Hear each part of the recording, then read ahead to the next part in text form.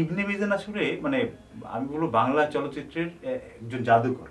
মানে যদি রূপকথার সিনেমার কথা বলি, একদম ফ্যান্টাস্টিক, মানে ওনার বিকল্প আমি আর কাউকে দেখি না। উনি শিক্ষিত, উচ্চ শিক্ষিত, যেটা ফিল্ম বিষয়ে মানুষের ধারণা থাকে যে ফিল্মের মানুষগুলো খুব শিক্ষিত নয় ইত্যাদি ইত্যাদি, কিন্তু উনি বাংলা ঢাকা বিশ্ববিদ্যালয় থেকে বাংলা বিভাগে পড়াশোনা করেছেন, সেখান থেকে উনি পাশ করেছেন। মানে সাহিত্যেরই মানুষ, একদম সাহিত্যের মানুষ। সাহিত্যের মানুষ প্রসঙ্গে আরেকটু বলি, সেটা হচ্ছে যে উনি কথা সাহিত্যিক মকবুলা মঞ্জুরের ভাই। আচ্ছা আচ্ছা, মানে পুরো ফ্যামিলিটাই হচ্ছে এরকম সাহিত্যের ঘরানার। তো সেইখানে গিয়ে উনি শুরু করলেন সিনেমা, এবং সেই সিনেমাগুলোর মধ্যে নিয়ে আসলেন অন্য একটা বিষয়, সেটা হলো ফ্যান্টাসি, ফোক ফ্যান্টাসি। এবং ওনার মানে যদি আমি নিশান বলি, ওনার যদি বলি চন্দনদ্বীপের রাজকন্যা, অথবা এই জাতীয় যে সিনেমাগুলা, ইভেন উনি যে কি বলে, হ্যাঁ আবার বনবাসী রূপবান, এটা এটা উনি শুরু করেছিলেন ওনার সিনেমা। তারপরে লাইলি মজনু ওনার সিনেমা। তো এরকম উনি ভার্সেটাইল একটা চরিত্রের মানুষ, এবং দীর্ঘদিন এই এই ফিল্মের সাথে ছিলেন এবং অনেক সিনেমা করেছেন, এবং সব ব্যবসা সহ সিনেমা। আর এই চন্দনদ্বীপের রাজকন্যাতে আসলে যারা অভিনয় করেছে তারা, এই জুটিটা মানে অনেক ব্যবসা সফল সিনেমার। আচ্ছা, এই সিনেমাটা দিয়েই কি উত্থান, এই ধরনের সিনেমা, এই ধরনের প্রচুর সিনেমা তারা করেছে। আচ্ছা, তো চন্দনদ্বীপের রাজকন্যার তো আমরা জানি, ঘটনাটা মোটামুটি জানি সবাই, কিন্তু এই সিনেমার মানে আমি ব্যক্তিগতভাবে বলবো যে গল্প যতটা না আমাকে টানে, এই সিনেমার গানগুলো আমার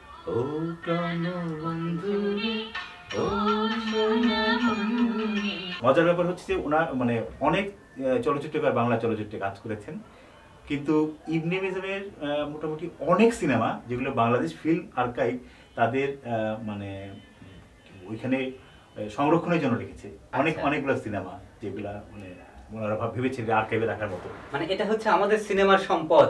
অবশ্যই, এটা অবশ্যই আমাদের সিনেমার সম্পদ, কারণ অন্য যে সামাজিক সিনেমাগুলো হয় সেটার সাথে এটা কিন্তু প্যারালালি যায়, কিন্তু অন্য ঘরানার। হ্যাঁ হ্যাঁ, উনি তো একেবারে নিজস্ব একটা ঘরানা তৈরি করে ওই সময় অন্য যে সামাজিক বা পারিবারিক সিনেমার বাইরে বেরিয়ে বোধহয় মানে কাল্পনিক জিনিসটাকে উনি এত বিশ্বাসযোগ্যভাবে উপস্থাপন করেছেন যেগুলো মানুষ নিয়েছে খুব ব্যাপকভাবেই তো মানুষের মধ্যে আছে। একদম আমাদের কাছে বাস্তবিকই মনে হয় আসলে এটা, যদিও কাব্যিক সত্য বলে একটা কথা আছে, কাব্যে যেটা সত্য এটা সিনেমায় সত্য, তো সিনেমার সত্য আর কি আমি বলবো।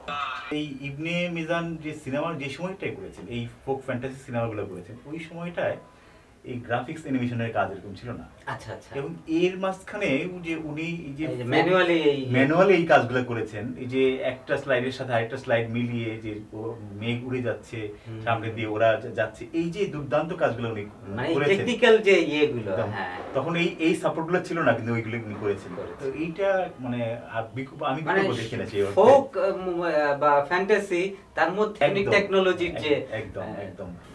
রাখাল বন্ধু, হ্যাঁ রাখাল বন্ধু সিনেমা, এটা স্বাধীনতা পূর্বকালের সিনেমা, সম্ভবত 1968 সালের সিনেমা। আবারও সেই ইবনে মিজান, যার কথা আমরা বলছিলাম, ইবনে মিজান মানে ভীষণ রকম একটা জনপ্রিয় সিনেমা সেই সময়কার, রাখাল বন্ধু। যদিও এই সিনেমাটার মূল কাহিনী কিন্তু ইবনে মিজানের নিজের না, ইবনে মিজান এখানে স্বীকারও করেছেন, তবে এটার কাহিনী যে উনি মডিফাই করেছেন, উনি আমাদের যে বাংলা লোকজ বিভিন্ন কাহিনী আছে তার সাথে ব্ল্যান্ডিং করেছেন এই সিনেমাটার মধ্যে, এবং ব্ল্যান্ডিং করে উনি এই সিনেমার কাহিনী সংলাপ রচনা করেছেন। এই কাহিনীটা মূলত পঞ্চদশ ষোড়শ শতকের নাট্যকার, মানে ক্লাসিক নাট্যকার উইলিয়াম শেক্সপিয়রের ম্যাকবেথ অবলম্বনে। ম্যাকবেথ, এখানে আমরা এই সিনেমাটার মধ্যে দেখি যে ম্যাকবেথের যে চরিত্রটা সেটা এখানে করছে, পোর্ট্রেট করছে আনোয়ার হোসেন, আর লেডি ম্যাকবেথের চরিত্র করছে রোজি সামাদ। পরবর্তী সময়ে অবশ্য এটা যখন রঙিন রাখাল বন্ধু হয় তখন এটাতে শওকত আকবর করেছিল ম্যাকবেথ চরিত্রটা। তো এই মানে অন্য কেউ করেছে রঙিন রাখাল বন্ধু? হ্যাঁ হ্যাঁ, রঙিন রাখাল বন্ধু শওকত আকবর করেছিল। আচ্ছা, মানে বানিয়েছে ওই ইবনে মিজানি, উনিই বানিয়েছেন। আবার নায়ক নায়িকা চেঞ্জ হয়েছে, যেমন নায়ক নায়িকা ছিল রাখাল বন্ধু ছিল আজিম সুজাতা, ধ্রুপদী যুগের বলবো যে রোমান্টিক জুটি, যারা সংসার জীবনেও খুব উচ্ছল উদ্দীপনার মধ্যে সময় দিন কাটিয়েছে। আর পরবর্তী সময়ে যে সিনেমাটা হয়েছিল সেটাতে অভিনয় করেছিল সাত্তার এবং জিনাত। সাত্তার আবার এই সেই আমাদের এর আগের আমরা যে আলোচনা করেছিলাম দিতি, সোহেল চৌধুরী, ওদের মতো সাত্তারও কিন্তু নতুন মুখের সন্ধানের মাধ্যমে আসে। সাত্তার তো বোধহয় এই ধরনের সিনেমা বেশি করেছে, সাত্তার এই ধরনের সিনেমা বেশি করেছে, যেটা নাকি। এবং শুধু তাই না, মানে এই সুজাতা, আজিম, এনাদেরকেও বলা হয় যে ফোক যুগের, স্বর্ণালী যুগের, 50টার অধিক সিনেমা, ফোক সিনেমা করেছেন। আচ্ছা আচ্ছা। এবং যেই কারণে সুজাতাকে মানুষ বেশি করে চেনে সেটা হচ্ছে রূপবান। আচ্ছা আচ্ছা। সেই রূপবানের মাধ্যমেই চেনে। এবং আমাদের এমনও শুনেছি যে আমাদের তৎকালীন যারা বড় বড় লিডার, ইভেন আমাদের প্রধানমন্ত্রী, উনিও সুজাতাকে দেখলে বলতেন কি আমাদের রূপবান চলে আসছে, এরকম একটা বিষয় আর কি। তো উনি বেশ জনপ্রিয় কারণে। তো এই ইবনে মিজান, যেই আমাদের, আমি সেদিনও বলেছিলাম ফোক ফ্যান্টাসির আমি বলবো রাজা ইবনে মিজান, সেই এই ফোক ফ্যান্টাসি উনি এটার মধ্যেও করেছেন, রাখাল বন্ধু। যদিও শেক্সপিয়রের যে আমরা যে গল্পটার মধ্যে যেটা দেখি, এখানে মানে নায়ক অন্য একটা রাজ্যে চলে যায়, সেখানে গিয়ে সে কি কি করে অত ইন ডিটেল নেই। এই সিনেমাটার মধ্যে রাখাল চরিত্রটাকে উনি নায়ক বানিয়ে দিয়েছেন, না ওইখানেও নায়ক, কিন্তু এখানে নায়কটাকে উনি প্রমিনেন্ট করে দিয়েছেন, সেখানে নায়িকা একটা অ্যাড করে দিয়েছেন এবং এটাকে একটা তৈরি করেছেন আমাদের এই সমাজের, মানে এই আলো হাওয়ার সাথে মিল রেখে। তো এই বেশ ভালো লাগে। মানে আমি তো যখন দেখি তখন এই ম্যাকবেথ এবং এই রাখাল বন্ধু পাশাপাশি যখন দেখি, তখন আমার কাছে ভালো লাগে যে না, উনি এটা নিয়েছেন, এটা বাদ দিয়েছেন, বেশ কম্পারিজনের জায়গা তৈরি হয়। এবং উনি সেটা মুন্সিয়ানার সঙ্গে করেছেন। আচ্ছা আচ্ছা। তাহলে আমরা আমাদের এখনকার প্রজন্ম যে লোক সাহিত্যের উপর ভিত্তি করে যে সিনেমাগুলো, এগুলোকে আমরা কিন্তু একটু নাক সিটকানোর মতো করে, সেকেলে, খ্যাত, এই ধরনের, বা এই সিনেমা যারা পছন্দ করে তাদের একটা ইয়েতে ফেলে দিই। কিন্তু পশ্চিমা সিনেমা, নাটক, তারাও যে এই বিষয়গুলো করছে, সেটাকে আমরা তো আবার গ্রহণ করছি। মানে শুধু তাই না, আমি বলি এই যে সিনেমাটা রাখাল বন্ধু পাকিস্তান আমলের সিনেমা, সেই সময় নারীদের কিন্তু বাইরে বেরোনোর সুযোগ কম ছিল, মানে কম্পারেটিভলি নারীরা বাইরে বের হতো না। কিন্তু এই রাখাল বন্ধু, তারপরে পরবর্তী সময় রূপবান, এই সিনেমাগুলোর মাধ্যমে কিন্তু আমাদের ঘরের মায়েরাই, স্পেশালি যারা গ্রামীণ মহিলারা, তারা কিন্তু হলমুখী হয়েছিল। আচ্ছা। এর আগে কিন্তু শুধুমাত্র শিক্ষিত অল্প কিছু মেয়ে হলে যেত, মানে এটা খুব এক ধরনের ফ্যাশন হিসেবে যেত। কিন্তু এই দুইটা সিনেমার বিপুল সাফল্য, আমি বলবো যে মানে আমাদের গ্রামের মেয়েদেরকে হলমুখী করেছে। এবং হলের যে এই যে দাপট, এটা এই ওনারাই তৈরি করেছে। তো সেই ক্ষেত্রে ইন্ডাস্ট্রিকে আসলে মানে তুলে ধরেছেন অবশ্যই। আমি বলবো এখানে ইবনে মিজানের কৃতিত্ব তো অবশ্যই আছে, এখানে যারা অভিনয় করেছেন আজিম, সুজাতা, তাদেরও অনেক বড় কৃতিত্ব যেটা এই হলমুখী করার পেছনে। এই যে প্রথম আমরা যে ক্লিপটুকু দেখলাম, যে কাহিনীটাকে এইটুকু ঘিরে মূল ব্যাপারটা হচ্ছে এখানে যে আমি বলছিলাম যে উনি যেটা করেছেন মুন্সিয়ানা, এইখানে দেখা যাচ্ছে যে এই দুজন ফিরে আসছে যুদ্ধ জয় করে, ফিরে আসার পথে দেখা হচ্ছে একজন দরবেশীর সাথে। আচ্ছা। কিন্তু ম্যাকবেথের মধ্যে কিন্তু ফিরে আসে দুজন মিলে, ফিরে আসে দেখা পথে কিন্তু দেখা হয় 3 ডাইনির সাথে। এই ভবিষ্যৎবাণীগুলো ডাইনি করে, কিন্তু উনি এটা দরবেশীর সাথে দেখা করিয়েছেন। এইটা আসলে আমাদের যে বিশ্বাসের জায়গা, যে সাবকন্টিনেন্টের যে বিশ্বাসটা, এই দরবেশ হচ্ছে আসলে অলৌকিক ক্ষমতা সম্পন্ন, উনি অনেক কিছু বলতে পারে, অনেক কিছু বলতে পারে। কিন্তু ওয়েস্টার্ন কনসেপ্টে ডাইনি একটা নেগেটিভ চরিত্র, কিন্তু এরা আসলে ভবিষ্যৎটা বলতে পারে, এরকম। আচ্ছা আচ্ছা।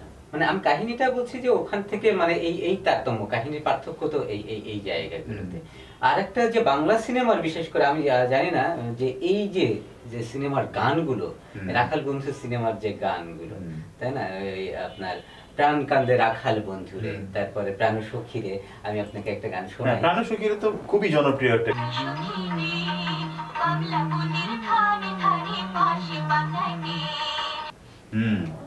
সেই স্বর্ণালী যুগের গান।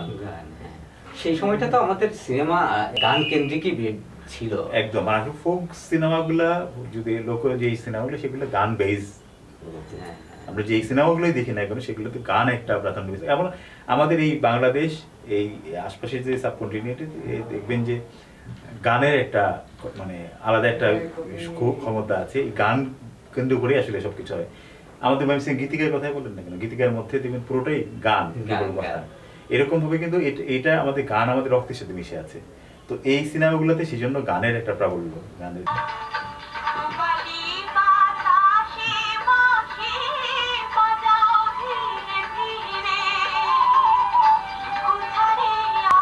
মানে গানের একটা এই সময়ের গানগুলোতে আসলে এই কম্পোজিশন নাই, নাচের মুদ্রা নাই, কিন্তু গানের যে সুর, গানের যে কথা, এটাই মানুষকে টেনে নিয়ে যায়। কিন্তু এখনকার গানগুলোকে মানুষের মধ্যে মানে প্রচার করার জন্য, প্রকাশ করার জন্য নাচ গান ধুম ধারাক্কা আধুনিক নানান অনেক কিছু আছে, এবং এই গানের এইখানে যেরকম গানের টিউনটা কিন্তু রিয়েল টিউনটাই থাকে। এখন কিন্তু গানের ইয়েটা গলাটাকেও চেঞ্জ করে নানা রকম করা হয়।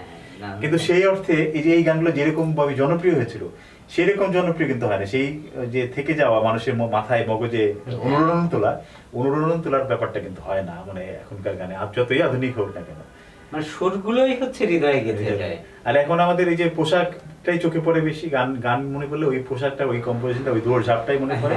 কিন্তু এইটা দৌড়ঝাপ মনে পড়ে না, এটা মনে পড়ে যে ইমোশনটা, যে ইমোশন দিয়ে যাচ্ছিল, গাচ্ছিল, এরকম একটা বিষয় আমাদের মধ্যে দোলাচল।